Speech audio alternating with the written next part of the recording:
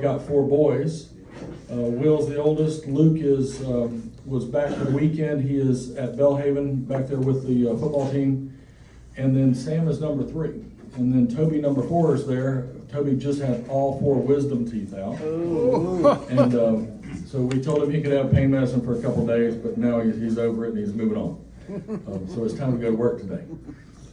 So in way of introduction of Sam is number 3 of 4.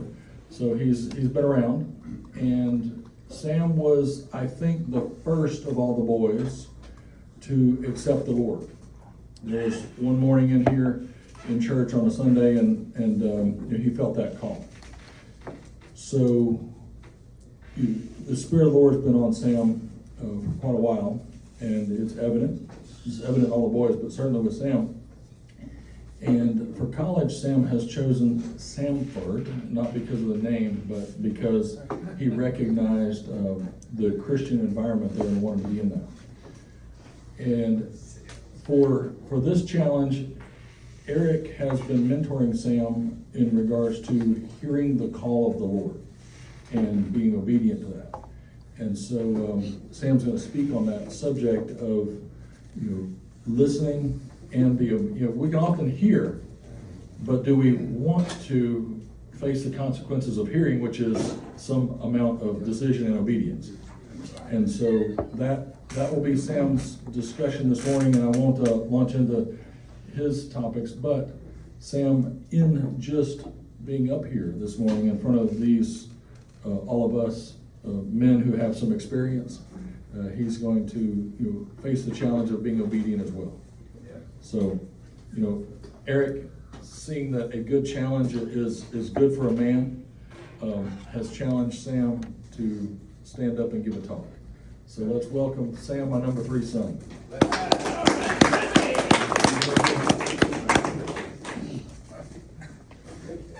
Thank you, everybody.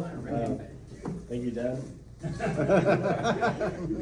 Well, now you know who I am and kind of a little bit of context of why I'm up here, and a little bit of the obedience that God has demanded from my life, and then I had answered that. And so being up here in itself is obedient. Going to Sanford is being obedient. Choosing the path at Sanford that I'm on is also being obedient. All these decisions in my life that I've seen already at just kind of a young age, comparatively. You can already see a lot of evidence of obedience, and I'm sure we can all see where we haven't been obedient, and I can see in my life where I haven't been obedient. But we're going to talk more about living your life with radical obedience. And so we can see this in the Bible, and that's kind of good. It is good. You want to see where something is in the Bible. You don't just want to talk about something. You want to back it up with truth. So if we open to Matthew 4, verses 18, where I pulled this radical obedience example from.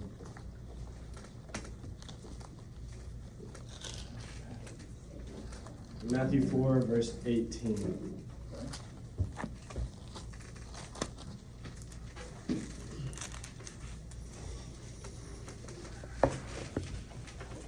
And you can kind of tell right off the bat that this is Jesus calling the first disciples. So you can kind of see a little bit about where the obedience is. So I'm going to go ahead and read this for us. While walking by the Sea of Galilee, he saw 2 brothers, Simon, who was called Peter, and Andrew his brother, casting a net into the sea, for they were fishermen. And he said to them, "Follow me, and I will make you fishers of men." Immediately they left their nets and followed him. And going on from there, he saw 2 other brothers, James the son of Zebedee and John his brother, in nets, and he called them. In the boat with Zebedee, their father, mending their nets, and he called them. Immediately they left the boat and their father and followed him. So the first thing that you kind of pick up from these few verses is radical obedience demands the highest priority. You can see it with Andrew and Simon, or Peter, who we might know him as. Simon and Peter, they were brothers, just fishing. and you can get context, which you can't really see it here, but if you read the footnotes and stuff, context, they're on the shore. So Jesus walks up to the shore and he sees them and he says, "Follow me." And that is, if you go back to the Greek, which I don't really have in front of me, but the Greek, it says literally, "Get behind me." So he told them, he didn't necessarily say stop fishing, but he said, "Follow me." And so their obedience was to literally get behind Jesus and follow him. And that's what they did. And so that priority, placing Jesus in front of themselves, placing Jesus in front of their fishing nets, placing them in front of their livelihood, that was their radical obedience. They placed Jesus first, and they followed. They didn't make Jesus follow them, or they didn't stand in front of him, they didn't stand beside him. They put Jesus first. They followed him and his direction. Oftentimes, I think about, Jesus like, here's an area I can go do something. Like, I want to do this. Let's go do this. But no, it's Jesus wants us to follow him. It's his timing and his direction. And so it's good to recognize that and be obedient by just following, not just necessarily making your own timeline for Jesus. So the other people, James and John, we see are sons of Zebedee actually in the boat. And so we can kind of speculate a little bit that they've got a business going, that this is kind of an established business. This is something maybe their father had started and they're helping their dad with, the sons of Zebedee. That's emphasized that they're there with Zebedee. So you can see that maybe this is something that has been going on for a while. But they still left their father, they left their job, they left an established business that had been around for maybe a while. We can kind of speculate that we don't know for sure, but it could have been that this had been something that was pertinent, not just like Simon and Andrew, who were just fishing on the shore. These people had boats, they had a system, they were organized, and they left it to put Jesus first. And so I don't think that you want to look at this and be like, okay, so I need to leave all my stuff behind and follow Jesus. I think it's more that they put Jesus the highest priority. Putting Jesus, again, in front of themselves to follow him. And Jesus called them away from fishing fish to fish men. And I think, we don't have to give up things that God has given us. Like I'm not going to give up college because God called me to college. I'm putting Jesus first by going to Sanford. By being here, I'm putting Jesus first by listening to that call. I'm not getting rid of being at home or going into the workforce immediately or doing other things. I'm not getting rid of those opportunities. I'm just following the open door and putting Jesus in front of myself. And this whole section right here about calling Simon, Andrew, James, John is a very cool parallel to an Old Testament story of calling. And so here's your Old Testament connection to the New Testament right here is Elijah and Elisha. And it's in 1 Kings 19, verses 19 to 21. If you want to write it down or look at it, I can quickly get to it and read it real quick. Repeat that again, please. 1 Kings 19, verses 19 through 21.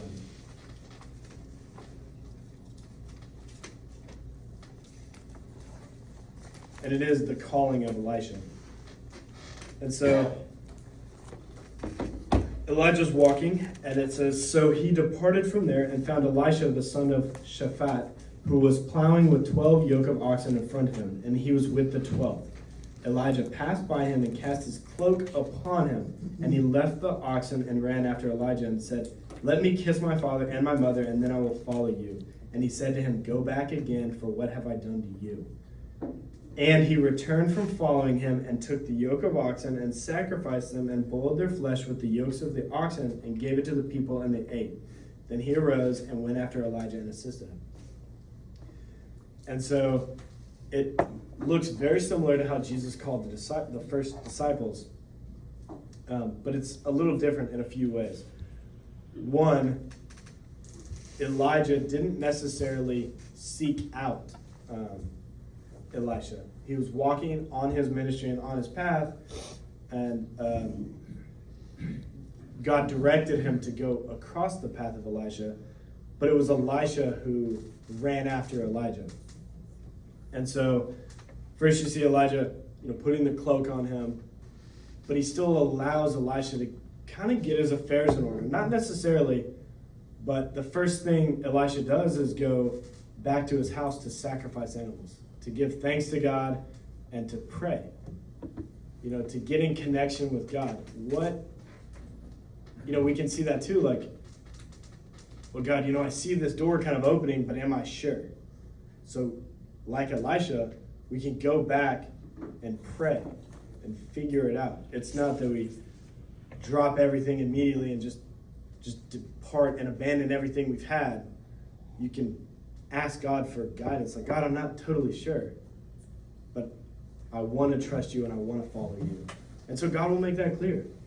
And then Elisha followed after Elijah, and you can see that their ministry was great. I mean, it's one of Elijah and Elisha did many miracles. I mean, it's great examples of miracles and works for God. The fruit was evident because of their obedience.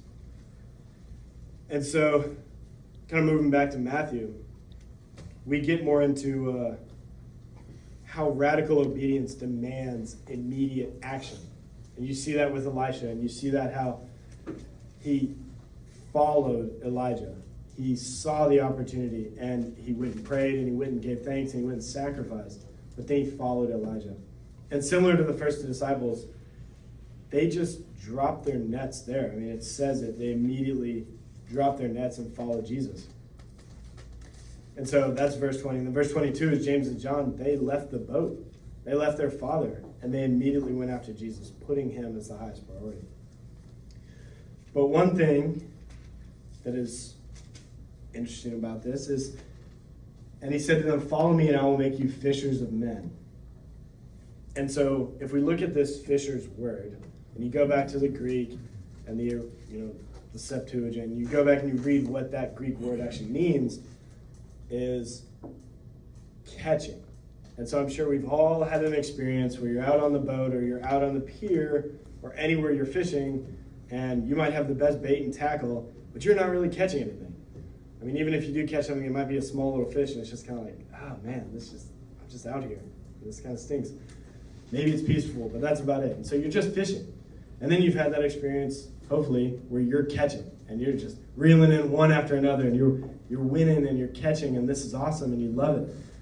And it's just so much more fun to be catching. And that's the kind of fishing that is talked about here. This catchers of men. You are going out and you are finding people and you are catching them. You're not just fishing and missing every target and just kind of, just out there willy-nilly, not really doing anything. You are actively catching. It's an action of catching people and bringing them into discipleship and bringing them into the house of the Lord and bringing them into, or showing them a right relationship with God. Like, just actions. It's an immediate action. And so we want to be careful about apathy and just kind of, I'm doing my part, like I'm going, I'm just thinking about it. I've talked to my friend once, I talked to my coworker, but no, they actively went out and caught men. And that's what we're called to do. We're not called to just fish, we're called to catch. Matthew here emphasizes the immediacy. In verse 20, the first word, immediately left their nets and followed him. And in verse 22, immediately they left their boats and their father. And Matthew's trying to make a point, because you can think about Matthew as the tax collector, and he was just sitting in the stall and saw Jesus, and he left his work, he left his occupation under the vision, the supervision of Roman soldiers. The threat of death, like, you can't just leave, you got to do your job. And he also left immediately. So that was important to him, this action of following Jesus and putting it above other things.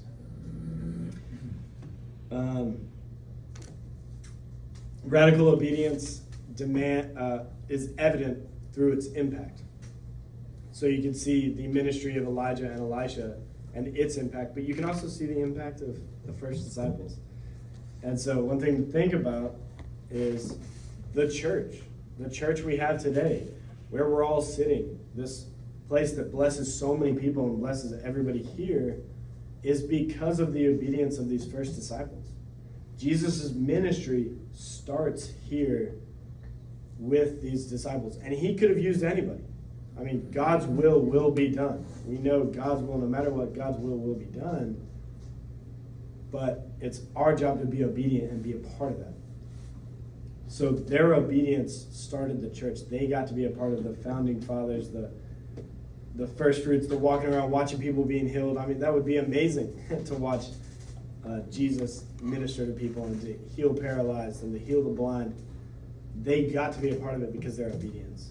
They didn't miss out on what Jesus' ministry had and what Jesus had for them. We can see impacts like that today in my life and in lives I've been around, like my dad. I've seen impacts of radical obedience.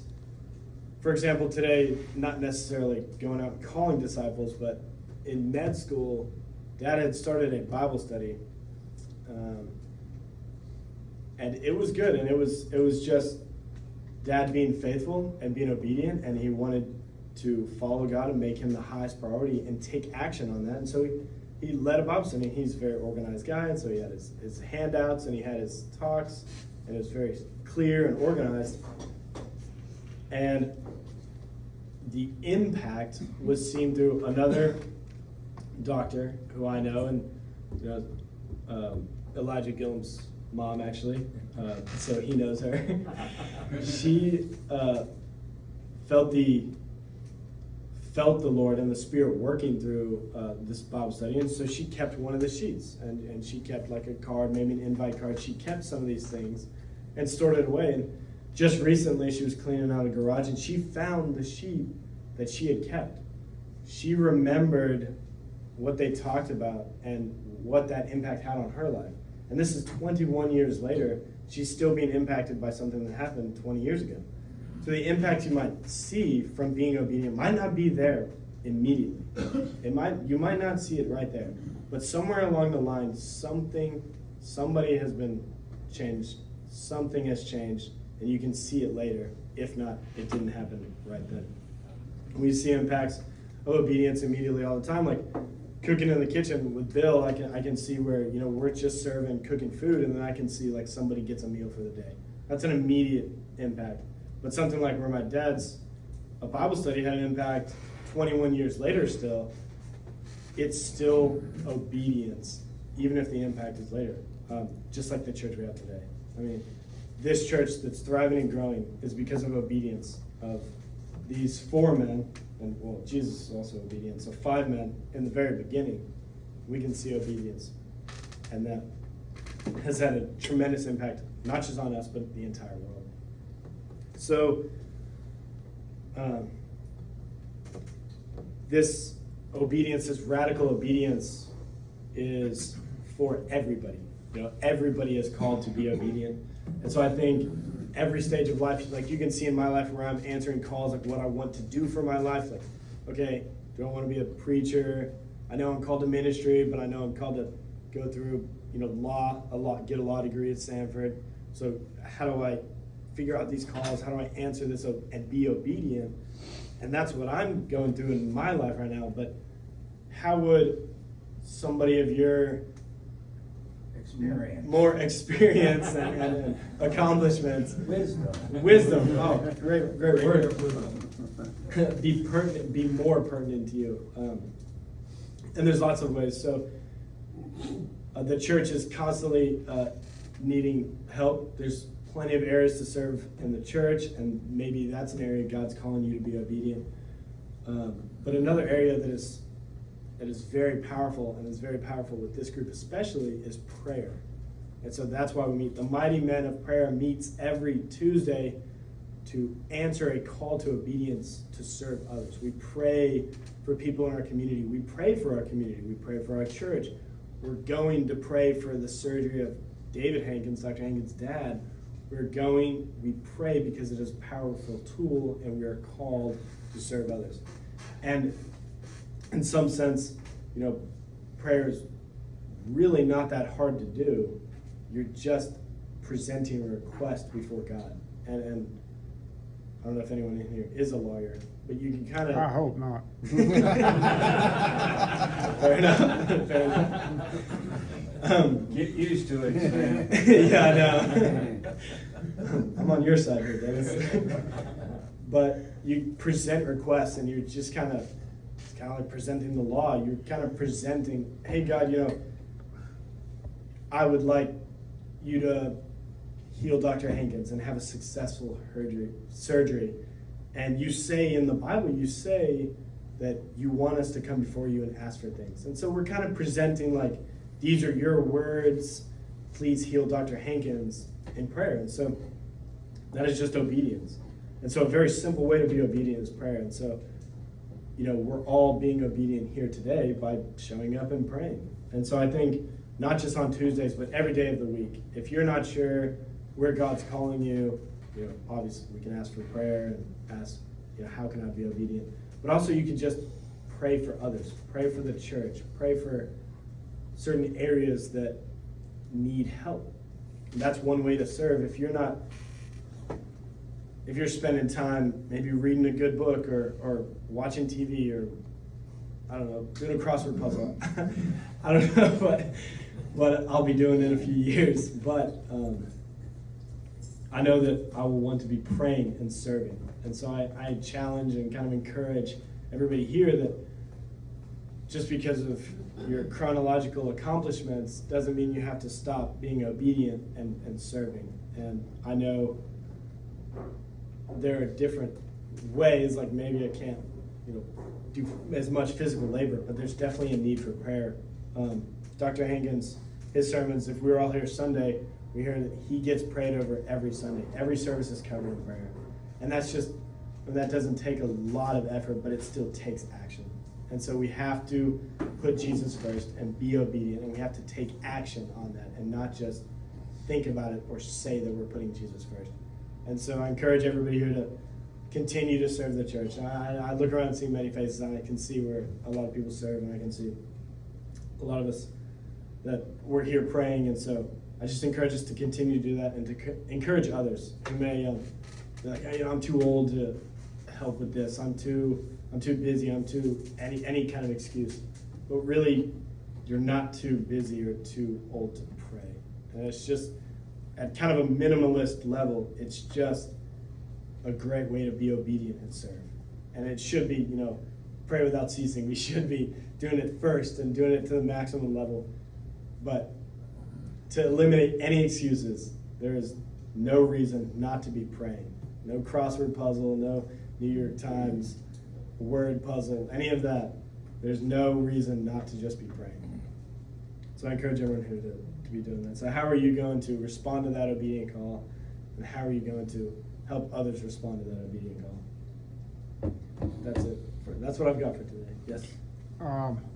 Sam, in the scripture you read, James and John, isn't it likely that when they stepped out of that boat, they destroyed their father's fishing business too?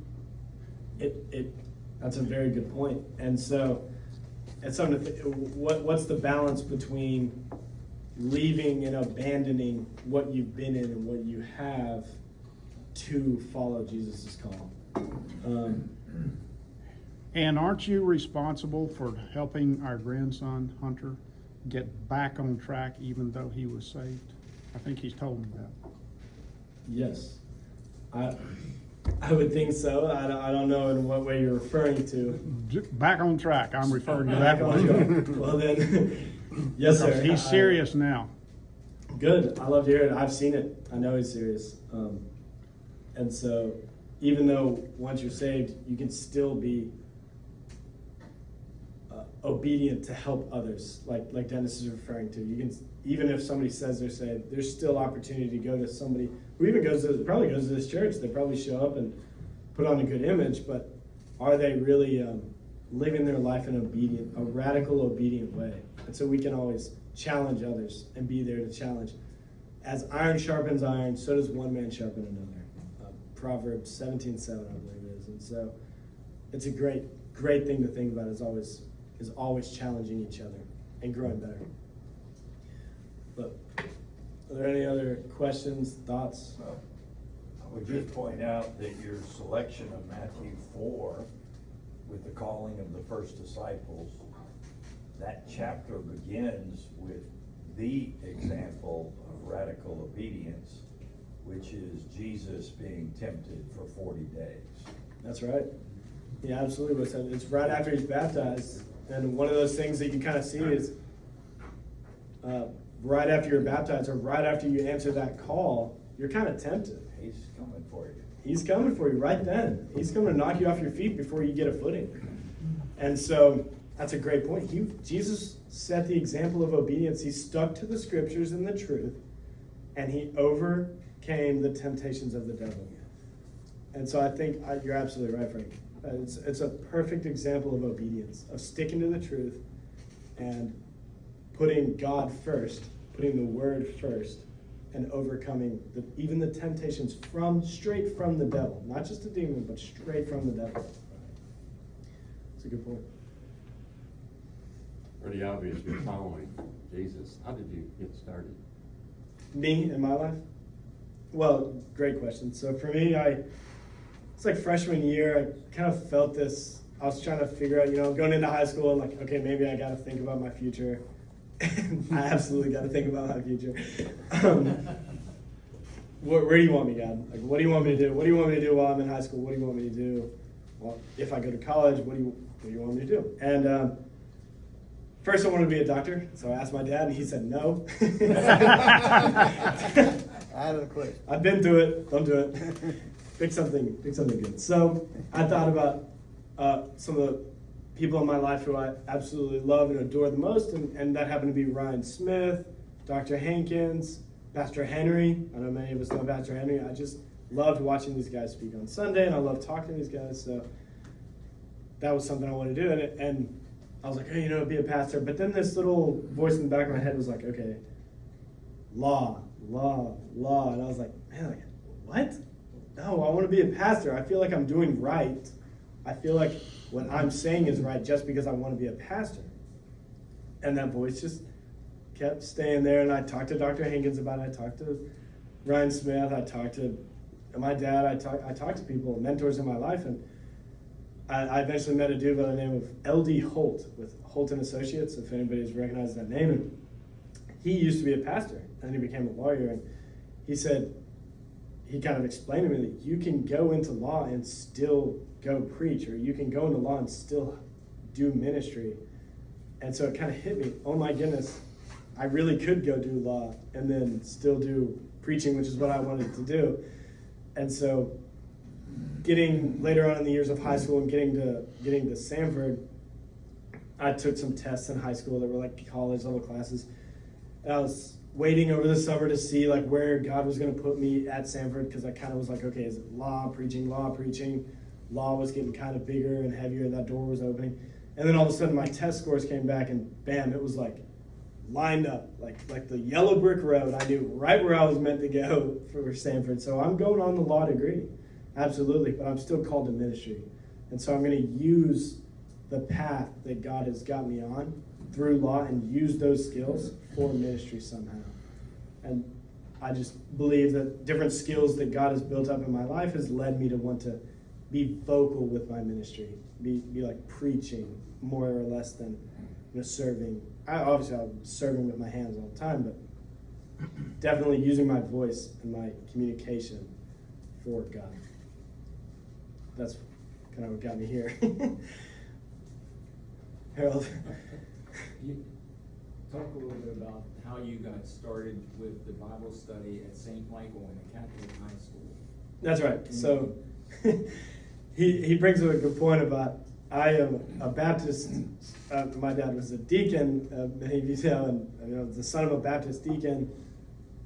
I would be senior year of high school. It's it's junior year, summer, going into senior year, a lot of things were happening, but I entered into the realm of D life, and with Dad and with my brothers and with some other people from the church, and I got this like real like feeling, and you can feel it. You feel like God telling you need to be doing this. Like that conviction, that sense of something is stirring in you in your spirit.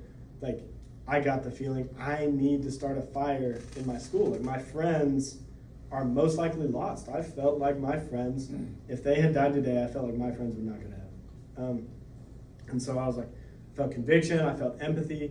I was like, I need to do something about this. God, my prayer became, and I've got it written down in my D-Life journals, which I don't have on me. I don't know why I looked around. But in my D-Life journals, my prayer was, Lord, help me to start a fire in my school. And so one of the ways he did that was through a Bible study. I went to my principal and I walked in her office and I said, hey, I want to start a Bible study here. We don't have a men's Bible study at a 8-year-old Christian school. Where's our men's Bible study? Where's the leadership from the men? And she said, you don't come into my office and barge in telling me stuff. Walk out and step back in. And so I walked out, but I didn't step back in because I was very stubborn and salty. And I walked away. But club fair came around, and my friend called me up and said, Sam, you're supposed to be here.